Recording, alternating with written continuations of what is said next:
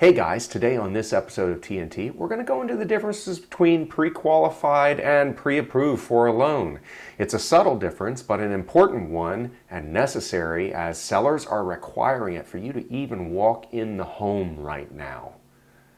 Jumping into it on this TNT.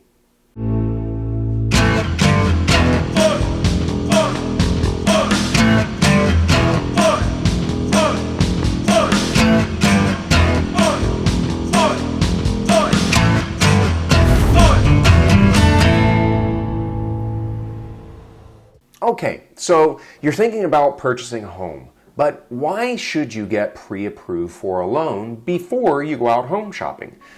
Well, to put simply, there are different types of loans. You want to know which type you're going to be able to qualify for. It also informs you of the price range that you can afford. And during this period, while you're not in a rush, you can actually shop rates, loans, and lenders and figure out which one is going to be best for you. This allows you to move fast so that you can make an offer quickly if you find the right home. More importantly, it tells sellers you are serious about buying a home. Now listen, this is a big deal right now.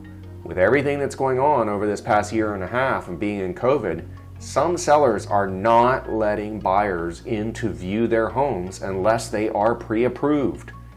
That's right, you're not even walking in the door. So, this is why we want to get pre-approved for our loan. It sets us up for success when we're out on the hunt looking for a property, especially in this hot market that we're in right now. So what is the difference between the steps and process? Well, you have pre-qualified versus pre-approved. They are both the same thing, just a different step in the same process, ultimately ending up with a pre-approval. So what is pre-qualify? Pre-qualify is when you speak with a lender or a mortgage broker and you provide information like what your goals are, what type of property you want to buy. And you're also going to tell them how much money you make, how much you have in savings. In addition, you're going to check your credit. They're not going to run it here, but you're going to tell them roughly what your credit score is. When you're getting pre-approved, the lender is going to take that information and then they're going to verify it. And how are they going to do this? They're going to do this through financial documents and actually running your credit, checking your credit. So what kind of documents are you going to need to provide? Well, straightforward, you're going to have to prove your income. So that's going to be W-2 documents for the past 2 years. You're going to have to provide pay stubs for the past 3 months if you are a paycheck employee. You're going to have to provide tax returns for the past 2 years. Tax returns W-2s have to match up. Checking or savings bank account statements for the past 3 months, which would also potentially show your down payment for the property.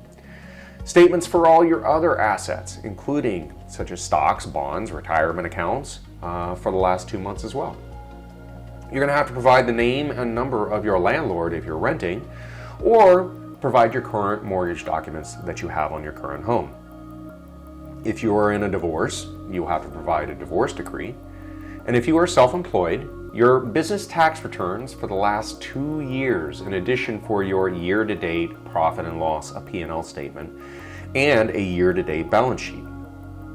Last but not least, you're going to have to provide your social security number and permission to pull your credit, just as we had mentioned before. Okay, so you're out to get a loan. Where are you going to go to get pre-qualified, pre-approved, and get your loan ultimately? Well, you have multiple options. You can either go to a bank or a credit union, or you can work with a mortgage broker. There are distinct differences between the two, although they all ultimately provide the same goal. Here's the differences.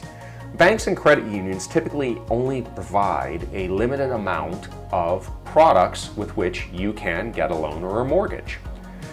This also means that you're doing most of the legwork in trying to stay in contact with them and make sure that stuff is being processed in a timely fashion. Now, is that a bad thing? If you have the time to do it, for sure. But there's also one other factor that most people don't really discuss or bring in, and that is the size of the bank. So if you're dealing with a really big bank, yes, you can log on to their website and you can get pre-approved on their website or pre-qualified on their website. But ultimately, if you want to get in touch with a human being or a person regarding a simple question, a lot of times you're going to be waiting on the phone for quite a while. This has been my experience late with clients, and this has been my experience over time. If you have a relationship with a smaller bank or a smaller credit union, they can offer better deals. I do have clients and have had clients who have special relationships in which they pick up the phone and they're on with a private banker right away who is able to get them in touch with their in-house mortgage broker, offering them deals that nobody else is offering.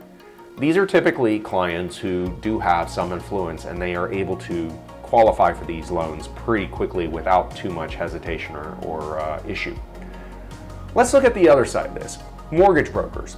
Mortgage brokers are a personal advocate for you, and they are experts in the loan and mortgage market. Why? Because they spend their time shopping all the loans in the mortgage market. That's how they make their difference. They're shopping a bunch of loans and lenders. Sometimes they might have 30 to 40 products to choose from some of the bigger houses. In addition, some of the mortgage lenders and mortgage brokers also might have their own in-house funds where if they say, you know what, Joe Schmo, you at Banana Realty are doing fantastic and have a great income, we're going to be able to get you this loan no problem. Great, right? Yes, it is. Do you pay for it? Yeah, you might pay a little bit in a point or a fee, but I've never typically seen anything above 1% on a fee. And most times, the mortgage lenders, the actual lending institution that they're taking from, ends up paying the mortgage broker's fee. So this is all relative to how much or what of something is required for you to get a loan. You also get personal service. I also know many mortgage brokers who work very late in the evening, sometimes 7, 8 o'clock at night, in order to get paperwork and get documentation done and reach out to their clients and consult with them on a regular basis, including meeting with them after hours and work. Whereas a bank, you're limited to the time that the bank is open. Last but not least, mortgage brokers can help you solve problems. If you have credit problems or you need advice on how to structure things with your taxes and stuff like that, they can make suggestions to take to your accountant and help you try to solve problems that you may be having with your credit history. They're not fixers, but they make good suggestions because they know what banks and lenders are looking at in the underwriting process to get you a mortgage. This is extremely helpful, and I've relied on this from many of my mortgage brokers over the years. So let's review. What is the difference between pre-qualification and pre-approval? Well, in this chart we can clearly see, do I need to fill out a mortgage application? No, you do not for a pre-qualification. You will for a pre-approval.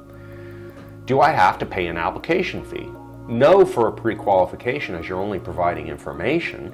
For a pre-approval, maybe it depends.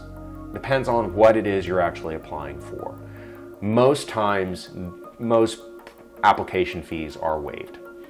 Does it require a credit history check? No for a pre-qualification, as you're only providing information. Yes for a pre-approval.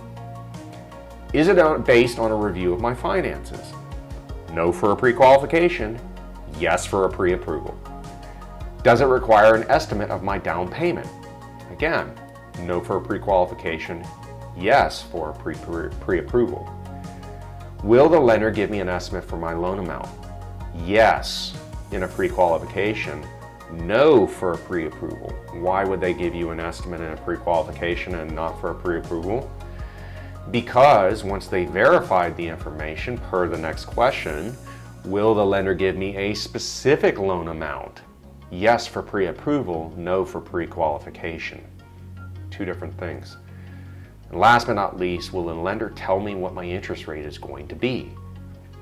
Yes for a pre-approval, no for a pre-qualification. So this helps to break down some of the things that we need to do and understand in order to get pre-qualified and pre-approved. But by going through the process, you actually walk out educated and informed and ready to purchase. Many people say, we're not ready yet, we're not ready yet. Well, here's the problem. Most of the time when people are sitting there going, they want to buy a home within the next 6 to 9 months and they're going, we're not ready yet, it's because they don't understand the products that are out there and available to them where they could be ready right now. It happens often. I see clients who think that they have to save up a gazillion dollars in order to buy a home, when in fact they don't.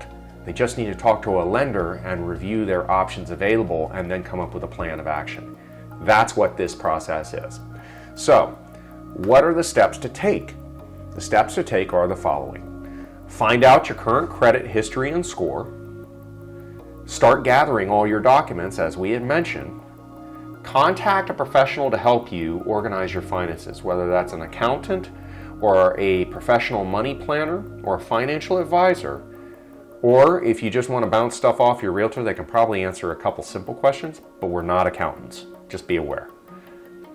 Consult with a lender. You want to go to a lender or a mortgage broker and put in an application and go through the process of pre-qualification or pre-approval. And that's when you're going to get your pre-approval letter. Once you've done the pre-approval letter, you are ready to rock and roll. And you can do this with multiple people if you want to. However, finding a good person with a good repertoire of products available, invaluable, because you're looking at the whole market. Listen, I hope this helped you a lot. Please reach out with any questions, and we'll see you on the next TNT.